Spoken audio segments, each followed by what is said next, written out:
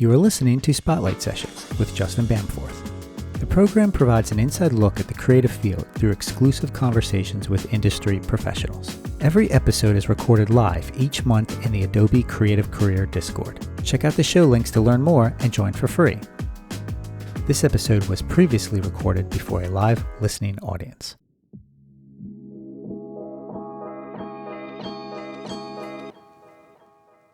My next guest, Brady Patterson, is a designer, creative strategist, and agency founder based in Austin, Texas, who's built an incredible career blending sports, art, strategy, and entrepreneurship. After studying visual communication at SCAD, that's the Savannah College of Art and Design for all you newbies, Brady landed his very first design role with the San Francisco 49ers. And all thanks to a connection he made right on Behance. Since then, Brady has spent over a decade designing for some of the world's biggest brands, from Apple and Hulu to Adidas and Fox Sports, leading projects that fuse design excellence with real-world impact. But today, Brady runs Distract Studio, an agency helping startups and blue-collar businesses stand out through smart branding, UX/UI design, and high-converting digital experiences. He's also built an online community of over 40,000 creatives, where he shares valuable lessons in typography, color theory, and the business of design. Brady, welcome to the show, my friend. It is awesome to finally have you here. Hey, thank you guys so much for having me. Now, I want to start with that first big break of yours. You got your internship with the San Francisco 49ers football team through Behance. Is that correct? That is correct. It was a long time coming that led up to that opportunity, but that is how it happened. Wow. Well, can you tell us about how that came about and what that experience taught you early on in your career? Yeah, so to start out, I was always a super creative kid who also loved sports. So my life was a balance of two complete opposites at times. Traveling all over the country for AAU basketball and football tournaments. And I played all through high school, football and basketball, and then actually played at a Division II school my freshman year in football and basketball in Northwest Ohio. And then through all the connections I had made when I started studying design, I started doing free design for my old coaches for AAU basketball tournaments, doing posters and jersey designs. And I would come up with all these cool concepts for, back then, this was like 2014, 2015, the Los Angeles Clippers were going through a rebrand and they were running some contests to see who could design their new logo. And so I was doing things like that and posting consistently on Behance. And I randomly connected with the creative director of the 49ers at the time. And this was when I was a sophomore. And so I was a little bit older because I had obviously bounced around and kind of gone back to school for graphic design. And as soon as we followed each other, I reached out, asked him for any feedback on my profile. He was like, "Hey, man, you're doing great. Love the work." And we just kind of kept in contact over the next year. And then I ended up transferring from a community college in Columbus to SCAD for my last 2 years. And after my junior year, I was looking for an internship, was applying. My real dream was to apply for Nike and Adidas. And I got turned down from those opportunities. And it just so happened I got back on Behance that day to kind of figure out what my next move was going to be. And I saw the 49ers had posted an internship, and I immediately reached out and was like, "Hey, man, you remember me?" And I ended up interviewing for it like a week later. And then I would say like less than a month from that moment, I was flying out to San Francisco, a place that I had never been in my entire life. And it was an amazing experience.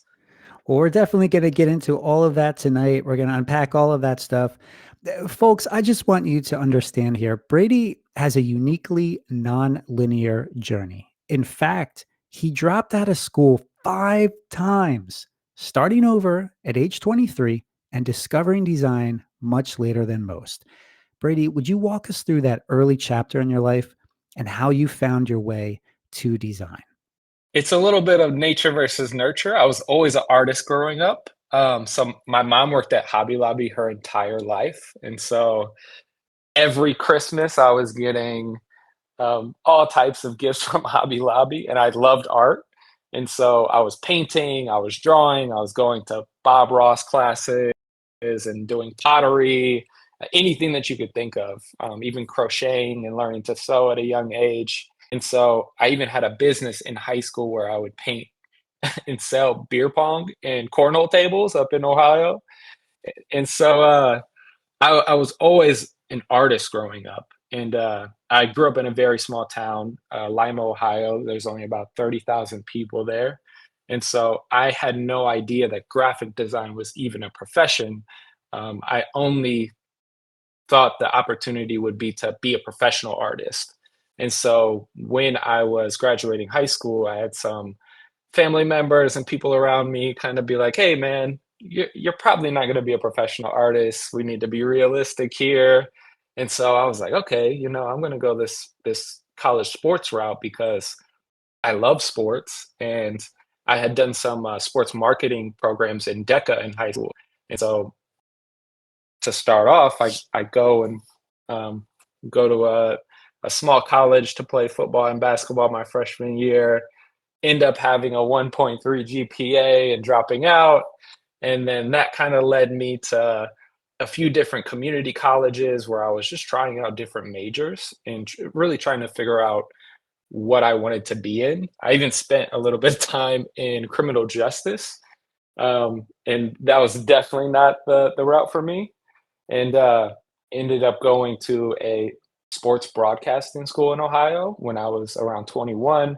And I actually worked as a professional cameraman for a AAA baseball team for 2 seasons.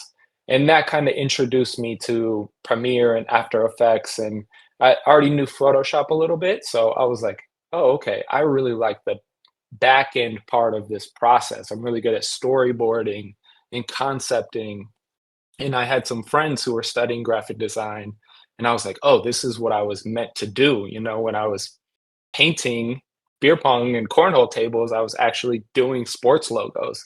I was doing the Ohio State and Cleveland Browns and Cincinnati Bearcats logos on these tables. So I was like, "Oh, okay, this is actually something I'm really good at and passionate about, and it seems like there's a career here for me." So when I made the decision to go back to community college for graphic design, I decided I was just going to go all in. And yeah, that was kind of the origin story.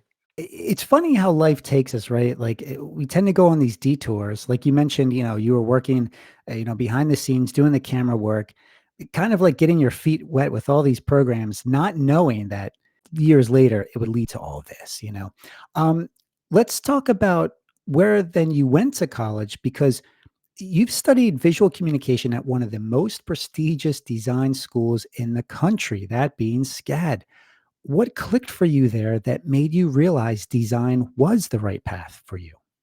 Yeah. So first off, even going to SCAD was completely random. I tend to follow these green lights in my life where I actually just randomly, I was about to finish school at community college, and I randomly went into the president of the design school at Columbus State Community College. And he was this older guy. And I was like, I'm just going to walk in here and have a conversation with him. So I came in, showed him my portfolio, and he was like, man, this is amazing. He was like, anytime you want to come back, you can be a professor here. Your work is so good. I rarely run into anybody that really has a passion for design here, in the way that you do. And he was like, you know what? Me and my wife were just in Savannah, Georgia last weekend, and we were, checking out this school called SCAD. You should totally check into it.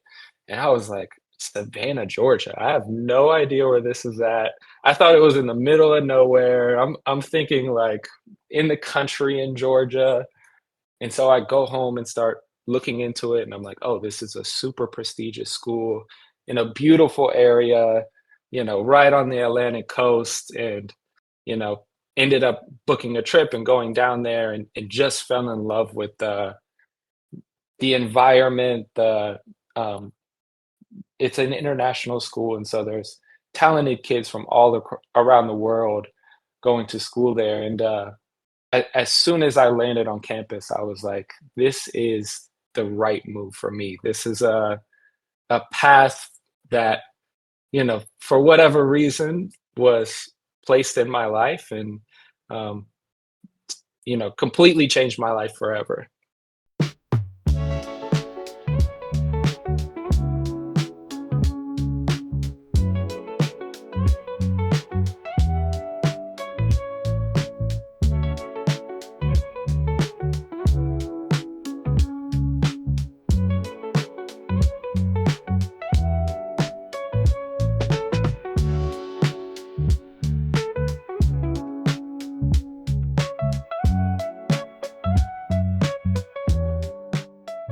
Yeah, you mentioned these green lights, you call them. Are these like the little signs that point you in the right direction?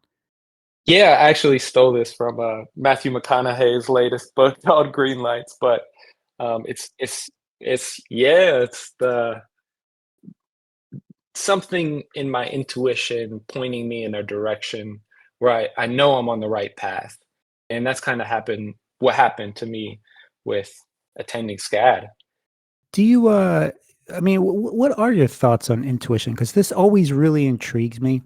We always have a plan in life, and then we get that little voice in the back of our head or that little sign, that green light that that you mentioned that McConaughey talked about. But like, what is it about that? Do you think we have destiny and free will, or do you think it's just all random? I think we do have destiny. And um, I sort of started tapping into mine when I made the decision to go back to community college. I actually started journaling for the first time. And that was what kind of led me to tap back into my creativity and realize that I am this super creative person that has been meant to do this my entire life.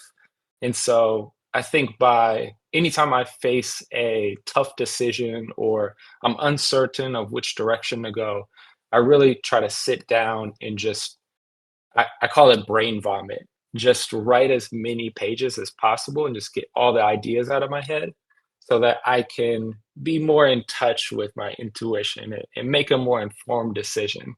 Because every time I've done that in my career or in my life, it has led me into a better place. Yeah, that term brain vomit, we gotta come up with another name for that one. But, let's fast forward, after you graduated and got into the real world, because we got a lot of topics to cover tonight. What was your day-to-day like when you started designing for these major sports organizations like the 49ers, like USC Athletics, like Fox Sports?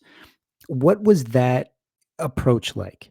Yeah, it was honestly it was an amazing experience because every day is completely different. And so as a designer, you could be doing anything from making logos for the team to designing third party events and organizations around the team to making billboards that are going up all around the city to helping brand a restaurant that's going to be inside of the stadium.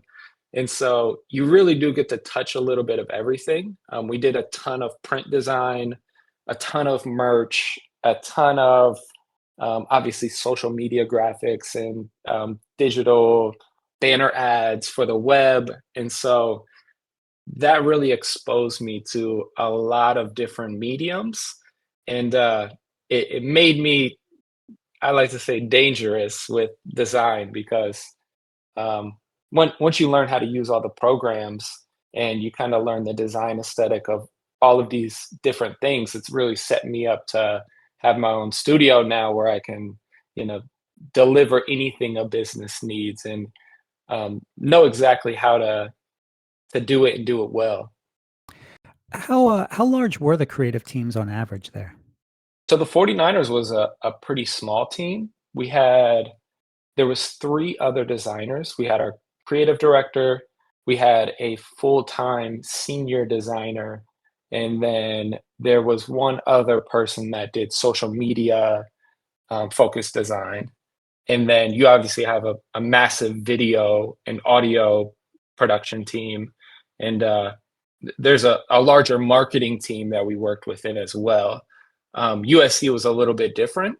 There was just 2 designers for the whole athletic program, and then we would bring on some, interns, but every team looks a little bit different. Obviously, if you're at an SEC school or a Big Ten school, you could have up to 12, 15 designers on your team. So it really just depends on the resources and the city that you're located in, which is kind of interesting.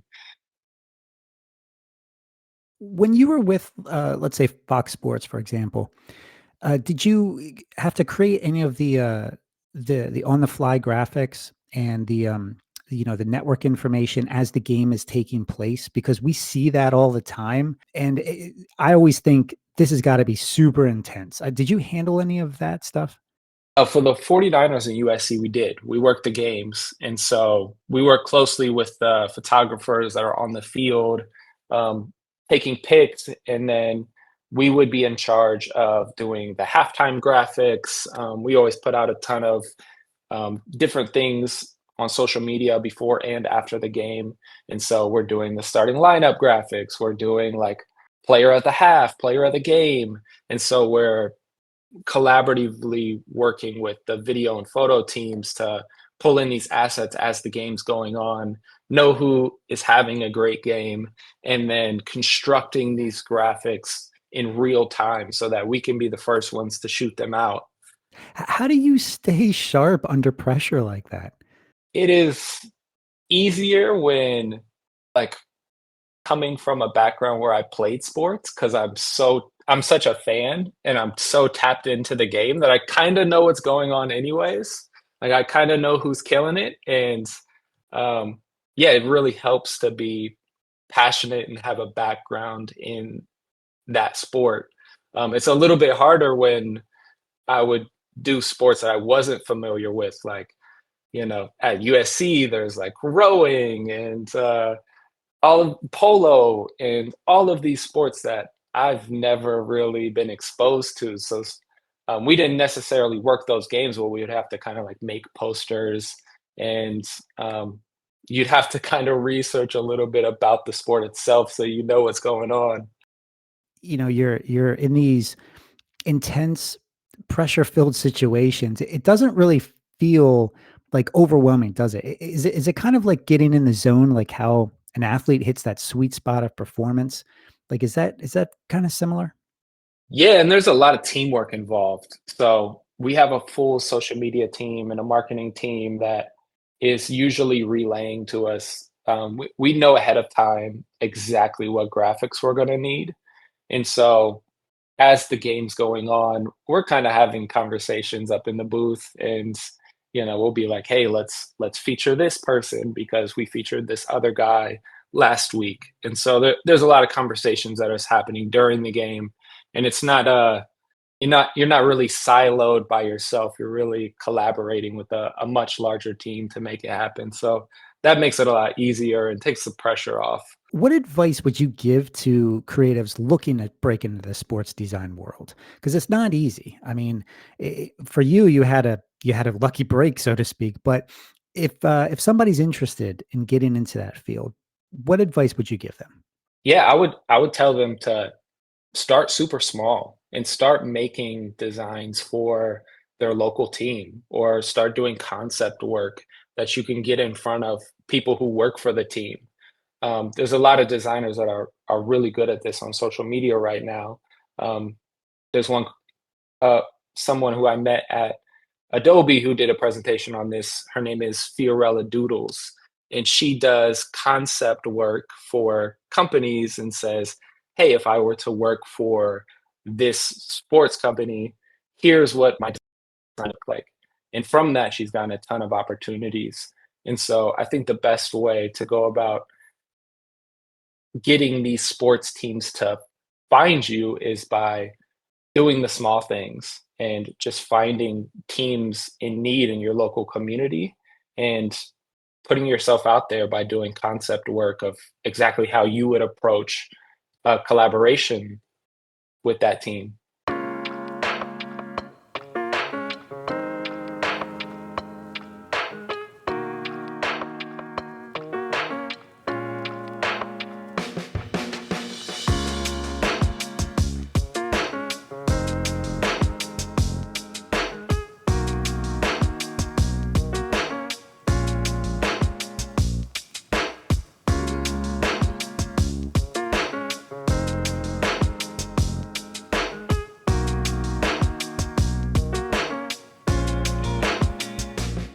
You eventually went from these senior designer positions to eventually reaching a VP of product design.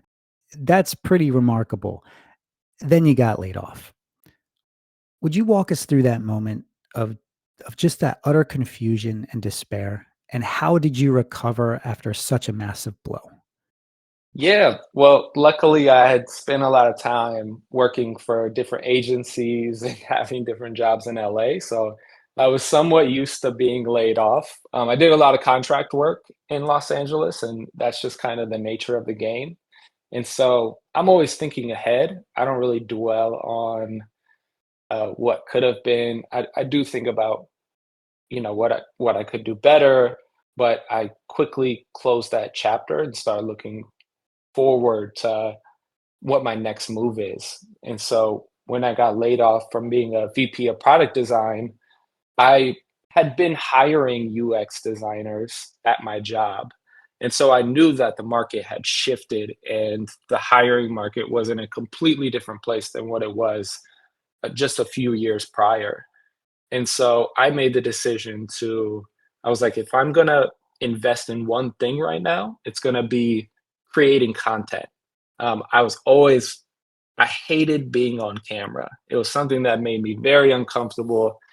Even speaking on a podcast like this would be very difficult for me. And so I made the decision to invest in a course. And right away, the month after I got laid off, I took a course called Cut 30 and started investing in learning content creation for the first time. And so that really helped me focus on something outside of myself and allowed me to start practicing putting a voice behind the work that I had created for all these years. Yeah, you had mentioned this course, Cut 30. Is that something that is still in existence that people can take, or where would they go to find this program? Yeah, it's run by three guys, Oren, Alex, and Colin. You can find Oren at Oren Meets World on Instagram. He actually just did a talk at Adobe Max, and they run it, I think, every other month. I think the most recent one just started earlier this month, so you'll have to maybe catch it in January when it comes back around. But it was super helpful. It's a 30-day course where you learn short form video and you learn to create content pillars and kind of it helps you build out your talking points and create a funnel around your social. And you you and all your classmates are in a Slack channel where there's a weekly class and they give you homework to work on and they give you a ton of feedback on your videos. And so it was super helpful for me to not only start being consistent on social, but to start to work through those uncomfortable things that I had um, in my mind about being on camera. And just through the repetition, I hear all the time. People are like, "Oh, you're so good on camera. You're such a natural." And I'm like, "I was not this way 2 years ago. Trust me. This was a long process, but it really helped to be in a class with other people who are kind of working through the same thing." Was it recommended to you? Did you just find it randomly? Was it something you always wanted to do to overcome those uncomfortable things that you didn't want to do? Like, what drove that decision? It honestly just kind of came about randomly. I had been following for him for a while, and this was only the second time they had run this class. And so it just so happened that I seen them posting about it, and I was thinking about I had been posting on social media and trying the content creation thing here or there, but I was never really consistent, and I was working on different types of projects, and so my messaging was all over the place.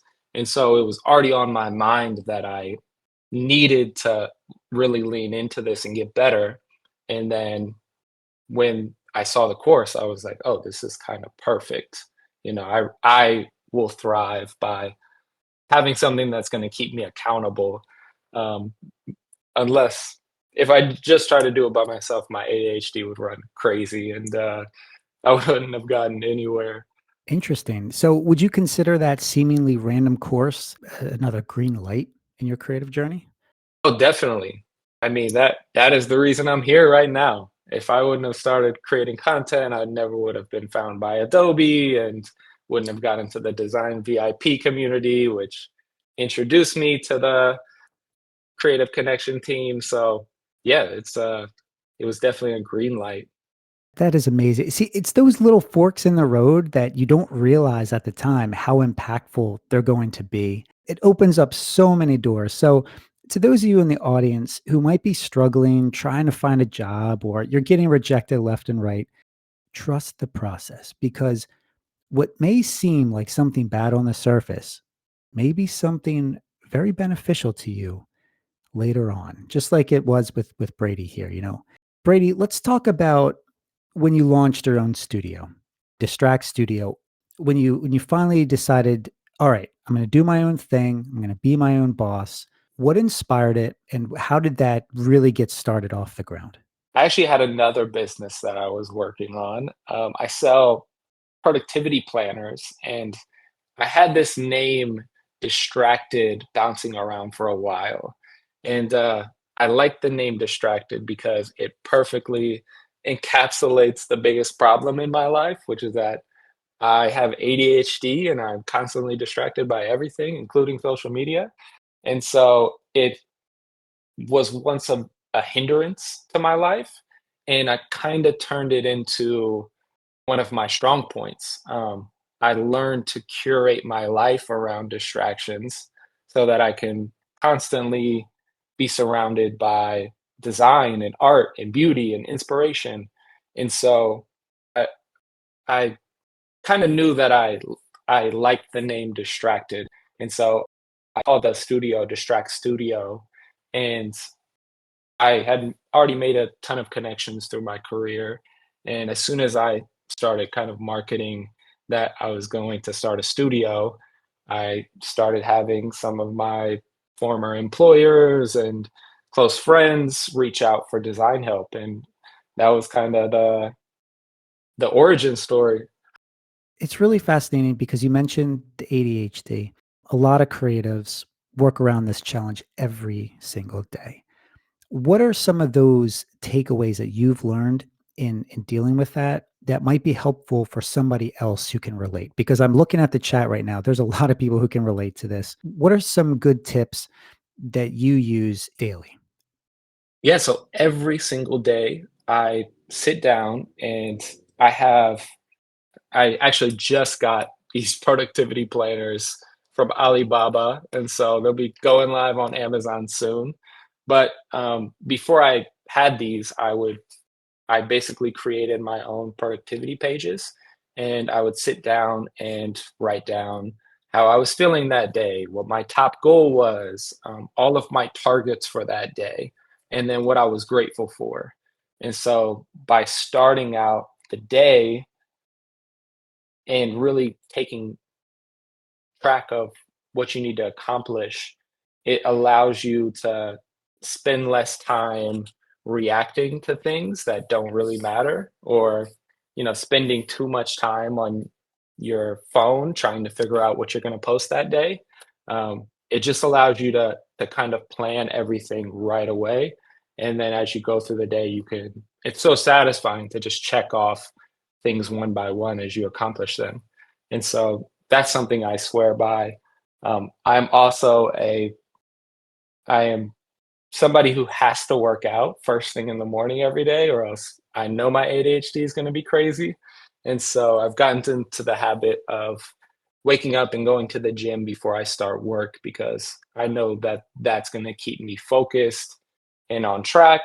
And then at the end of each week, I actually sit down and do a weekly review where I go through everything I accomplished that week and everything that I'm grateful for that happened, and then do a little weekly plan for the week ahead of everything that I'm going to be targeting to just keep it on the front of my mind.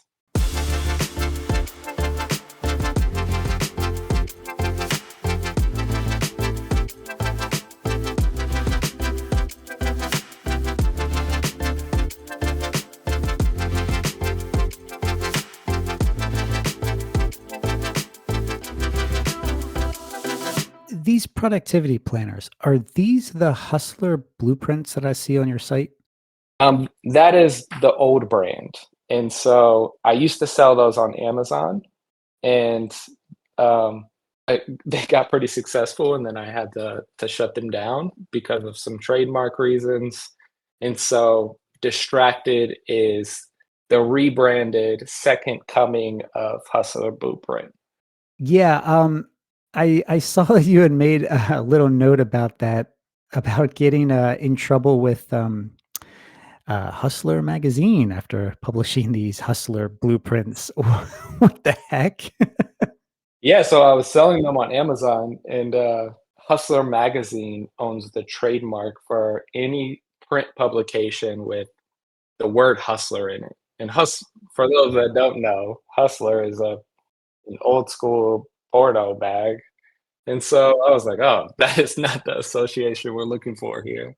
And so, No, sir. yeah, I lost the trademark and brand registry in Amazon, and I eventually just shut that business down. And now I'm rebranding it to Distracted, which took about 2 years to fully rebuild from scratch. But yeah, we'll be dropping soon. From what I understand, it combines physical products, fashion, and design?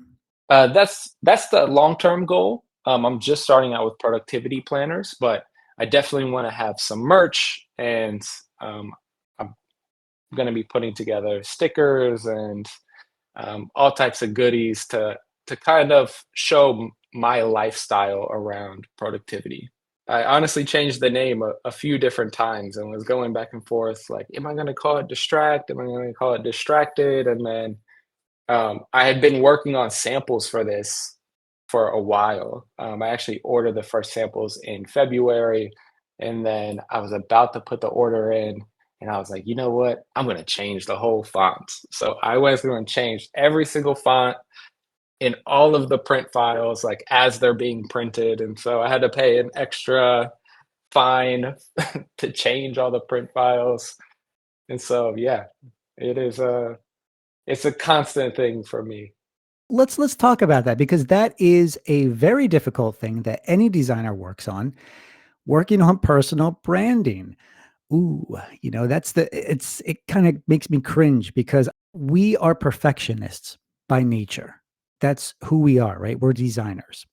We're problem solvers, but we're also perfectionists.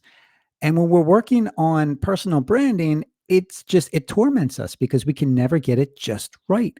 How do you tackle this component and how do you overcome that? When is enough enough?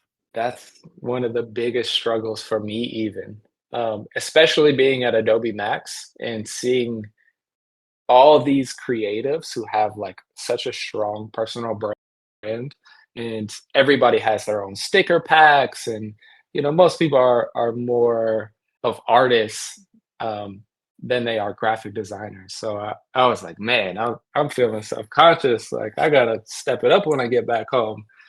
But I think for me, I've literally changed my personal branding 200 times. I've gone through every color in the color palette. I've had different font combinations. I change my website every single year.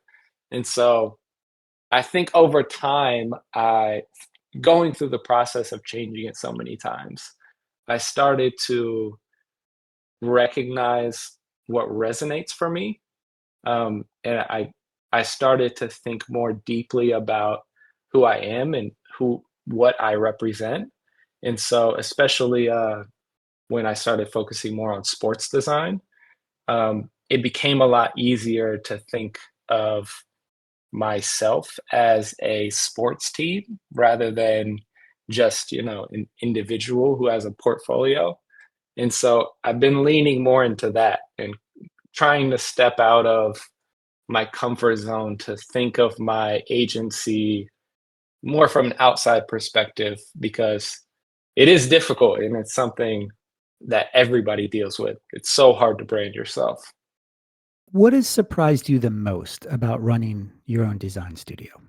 Yeah, there's so much you have to learn about sales and product management and client relationships and um, those are things that we're just not taught in school, and they don't come natural to creatives. And so I have had to do a lot of education around areas that I never thought I would have dove deep in. Because I think my my first thought of running a studio would be like, oh, my work is just going to sell itself. And I think a lot of creatives think that way. But then you go out and you're in these pitch meetings and presentations, and you really have to learn to sell in a way that is not always instinctive to the way we're used to presenting work. And so there's been a lot of ups and downs to running a studio, but I think it's also fun to get out of your comfort zone and learn about business in a way that we wouldn't normally learn about it in design school. How do you go about building trust and communicating with clients? Because, like you mentioned, in design school, they don't teach us any of that stuff. We have to kind of learn as we go along. But how do you specifically work to build trust, to get those clients, and more importantly, communicate with them? Yeah, I've kind of learned over the years to over communicate early and often. And now I've gotten through the through trial and error into the process. Like every month, I send a an email to say how things are going. Here's what we're working on. Here's what can be improved. Here's what's on the radar for next month. And so I think by going through that process, you learn a lot about yourself and you learn about what business owners care about. Um, they care a lot more about their bottom line and analytics than the aesthetics of social media graphics or whatever you might be working on, or the next web page design. Those are things that we care about, but they care much more about the conversion rate of the page or how many leads are coming through. And so I think just by talking to business owners on a consistent basis, you kind of learn to speak their language rather than our design language. Yeah, that's wise advice right there. Because I think sometimes as creatives, we get so caught up in the process and the minutia of all of the stuff that most people aren't going to look at. We obsess over it. I mean, that's just who we are, right? It's part of the creative's curse. But business owners, clients, they're looking at it from a much different perspective. So sometimes when they give us feedback, right? It's like, hey, make this bigger or change this color or change this font. We look at it and we think, that's a terrible decision. But maybe we need to look at it like, well, what do they see that we don't? What are the business aspects of this that they're taking note of that we might be missing? And I guess we can learn from each other that way, right? Yeah, definitely. And especially now that I'm running my own business, it's a lot easier to put myself in their shoes and empathize with the things that they're going through. They may be dealing with employee problems, or um, they might be, running out of cash and in need of um, some more profits this month. And so I think by asking the right questions and really getting to the bottom of what they're trying to accomplish, you can get past some of the little annoying um, cliches that we run into as designers. Like they may be asking you to make the logo bigger, but what they really mean is, hey, I want to make sure our advertisers see us and we need to make this specific amount of money from this ad this month. And so I just want to be extra sure that, people are going to recognize our brand. And so I think sometimes, we get annoyed and then we go to social media and we're like, oh, they made us make the logo bigger. But Yep. I think, yeah, you kind of have to see it from their perspective and understand where they're coming from when they make those critiques, because it's a little bit different for every company, every brand, every individual.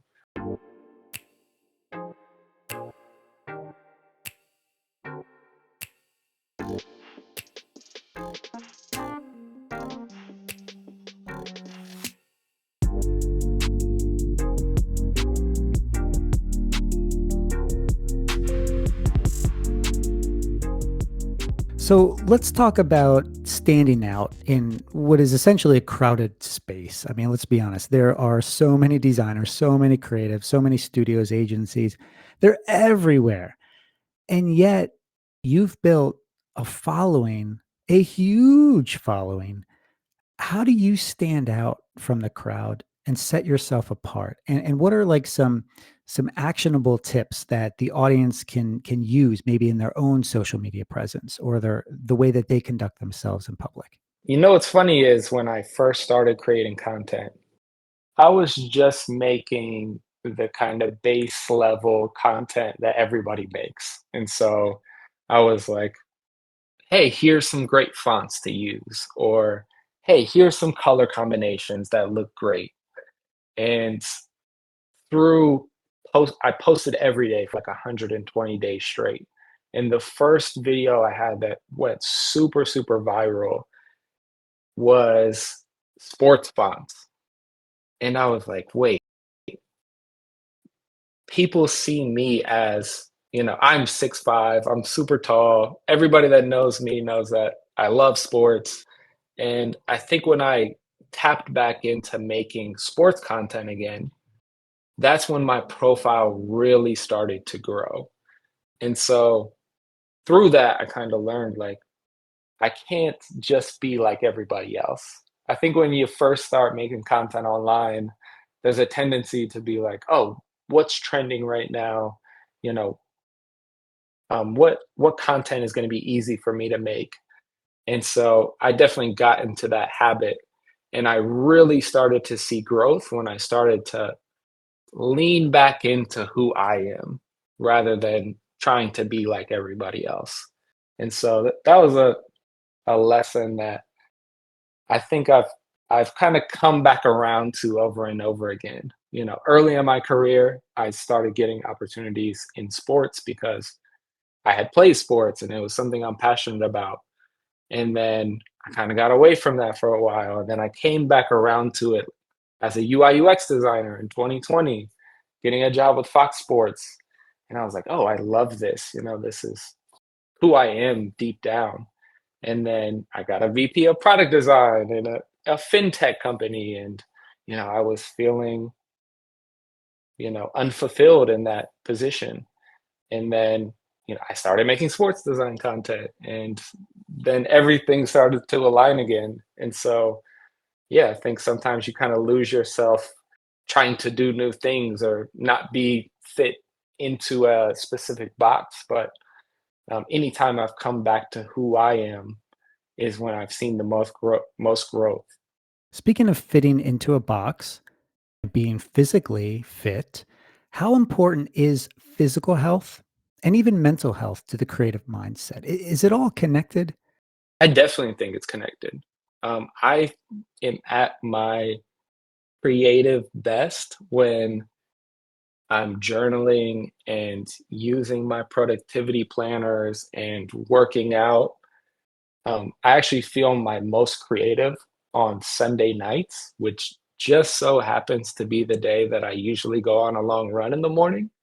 And so, yeah, I think it's all connected in a way that, when I feel my most creative is when I'm super tapped into my physical health and I'm taking care of my mental health. I used to be somebody that would burn out all the time. So I would just work, work, work. SCAT is a tough school, so people are pulling all-nighters, and you get into this habit of like constantly pushing yourself to your limit, staying up super late, staring at your computer screen until midnight or 2 a.m. And I would always kind of recognize how I would feel the days after that. It really would wear me down for multiple days if I stayed up super late working on a project. And so, yeah, I just kind of learned over time how to take care of myself. And when I feel myself getting close to that limit where I'm about to burn out, I make sure to take a step back. A lot of times I'll go to the sauna or go on a long walk with my dog, or just make sure that I'm doing things that fill my cup, because if I can't show up with energy, and then though I know that my work is going to struggle because of that. I feel that too, because when my head's in a good space, my creative mind will be a lot better, and my physical health too. It's really it's strange, especially like as we get stressed, our body tends to respond in physical ways too, especially if you get extremely stressed. So it's a little warning to all you out there listening. Are there any tips that, that you recommend for those of us looking to stay fit, both physically and mentally? You mentioned running. What other regimens have you tried that have worked for you?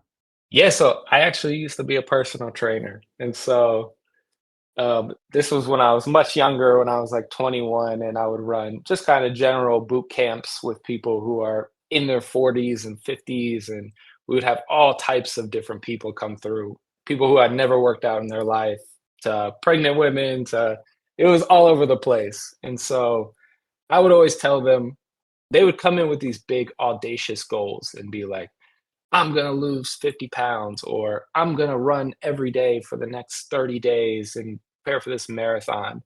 And those are the people that always burn out and then stop. Or they may even hit their goal, but then they'll stop and they won't be consistent afterwards. And so, one thing that I try to keep focused on is how I feel immediately after I work out. I know I'm more to feel way better if I just move every day. And so my girlfriend will tell you, I think she's in the chat. I have, if I'm on vacation, I have to just work out for like 10, 15 minutes. Every day, I just stretch and I move my body just a little bit because I know I'm going to be more productive after.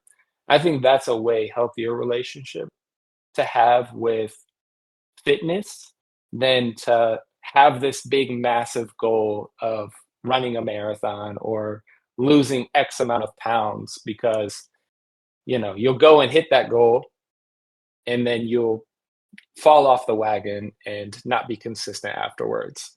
And so it's really about the lifestyle of being healthy rather than any of the individual um, big goals that you might set for yourself.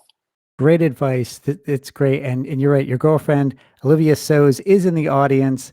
And she says, you're up every morning at 7, working out, even on vacation. That's right. Consistency over perfection. To learn more about tonight's guest, Brady Patterson, you can check out his agency at distractstudio.com, or check out Brady's personal website at bradypatterson.design. He's also on Instagram at Design by Brady with underscores under each of those words, or on TikTok at brady.design. Now, I've posted links to these in the show chat, or for those of you listening on demand, they'll be in the show notes. If we didn't get a chance to cover your questions, feel free to reach out to Brady directly at either his website or on LinkedIn. Now, if you are new to the Adobe Creative Career Discord, I'd like to take a moment to share one of the coolest things we're working on right now, and that would be the Adobe Creative Apprenticeship Program. This program connects aspiring creative people like you with top creative companies providing the actual training and experience that you need, which also looks amazing on a resume. Think of it like the ultimate internship meets mentorship opportunity. But wait, that's not all. You see, there is another aspect to the program, and it's called commissioned projects. This is where you can get even more experience working on an actual paid project with Adobe. Yes, that's right, Adobe as your first client. Seriously. The details on the Creative Apprenticeship Program, the commissioned projects, and more incredible career resources can all be found at behance.net/resources. That's behance.net/resources.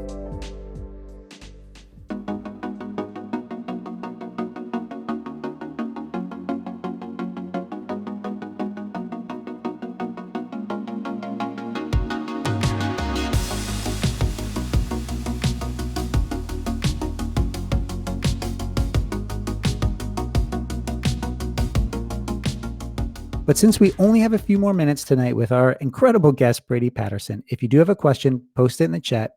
Or if you're shy, just ask him after the show. Brady, you're on a gazillion platforms. Do you have a preference on where people can contact you? Yeah, I'm definitely the most active on Instagram.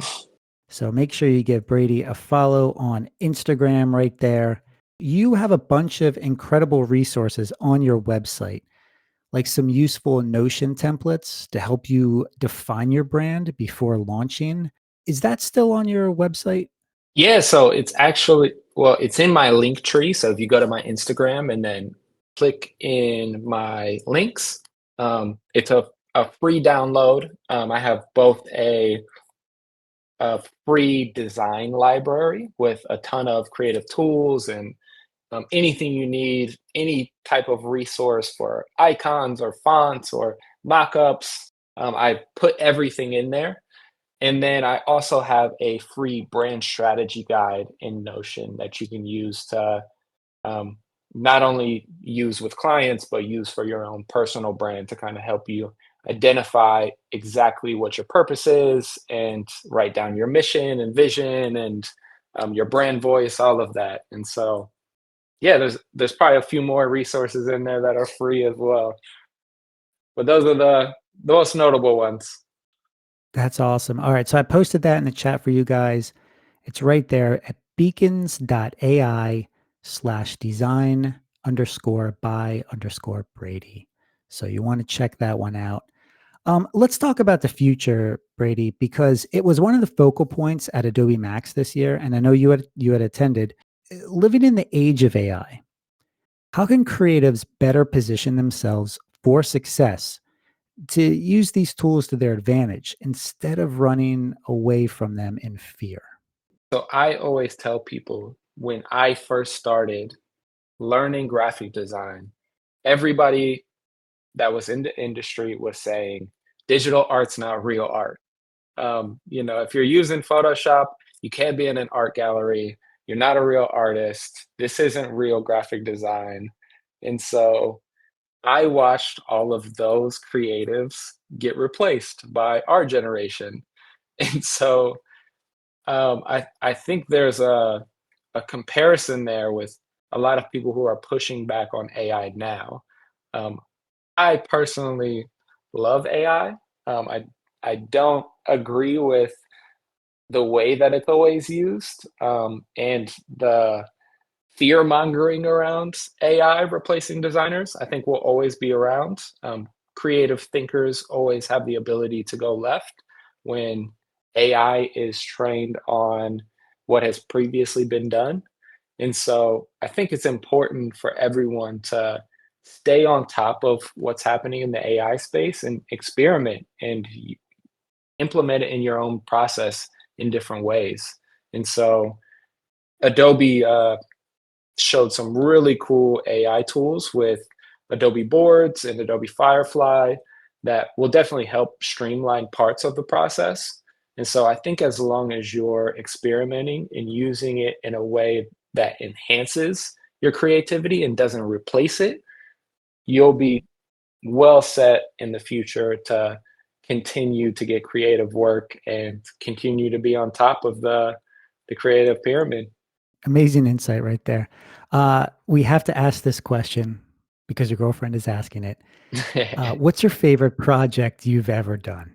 Oh, that's a tough one to answer because I have so many that I've loved.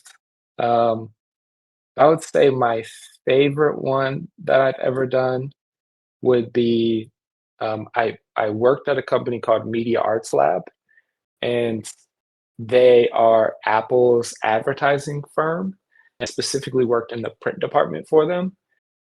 And so we were working on billboard designs for the Apple iPhone 8 that was going to be in every single country in the world. And so we had these massive PDF packets that were printed out, and we mocked up what every single billboard in every single country would look like. And then we would go through with a marker, and if it was even a pixel off, uh, they would know. And so it was really cool to just see your work be across the entire world in places that you've never even been. And so that was one that always sticks out as something that was a unique experience that you can't really replicate. Hopefully, that answers your question there, Miss Olivia Soes. Going back to Adobe Max, because you were there this year, was that your first time at Max? It was my first time. What did you think? It was an amazing experience. Um, Adobe obviously flew us in early, and so we had some really cool roundtables with other designers. I feel like I met every designer in the entire world. It was insane. I met design legends from Alan Peters to Chris Do. It was a fever dream for like 4 days straight, nonstop from 7 a.m. to like midnight. We were just having the time of our lives.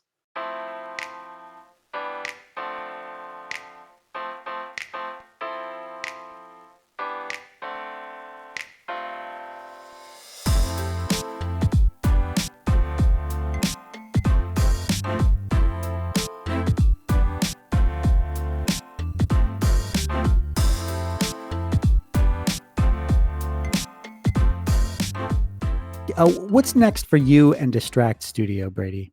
Yeah, so I'm obviously launching a line of physical products with these planners that are coming out. And then I really want to focus on building out tools for productivity. And so I have some more. This planner that is coming out is very structured. It is 90 days of planning and weekly reviews all the way through. Tons of journal prompts in here. But I also want to come out with some that are a little bit less structured, and also come out with some really nice paper products, sketchbooks, things like that. And yeah, after seeing all the stickers and amazing personal branding everybody had at Adobe Max, I definitely need to step up my sticker game for next year. Yeah, I'm right there with you. There are so many talented designers who are great artists, and they're pumping out these stickers, this cool swag, and it's really incredible. The creative community loves stickers and all that stuff. Where can listeners connect with you and follow your work? I mean, you mentioned Instagram, but what about TikTok? Are you really active on there? I post occasionally on TikTok. It's not my favorite app, to be honest with you. I typically go on TikTok, post a reel, and then immediately delete the app so that I don't scroll on it because, yeah, I'm not a fan of TikTok in general. But I'm always on Instagram, so yeah, you can always find me there. Okay. On that note, do you purposely like limit your social media time or your phone time just so that it doesn't distract you or become a distraction so you can really focus on the work? How do you approach that? Yeah, I am the insane person that deletes the app from my phone like 10 times a day so that I don't look at it. Like that's the only way that I will get work done sometimes. And so I just I find that by deleting it altogether, um, I can kind of focus for a few hours. And then when I finally get around to needing to post that day, then I'll download it and try to just limit my screen time as much as possible. I've heard about things like Brick that um, will limit your screen time and not allow you to log into the app. And I've tried the iOS feature, but it's so easy to just push it off the screen and get back into the app that I find myself getting back into the habit of just ignoring it, and then I'm like 30 minutes into scrolling again, and yeah, it's just and so I think deleting the app is the best thing to do sometimes. No, it's so simple but so brilliant.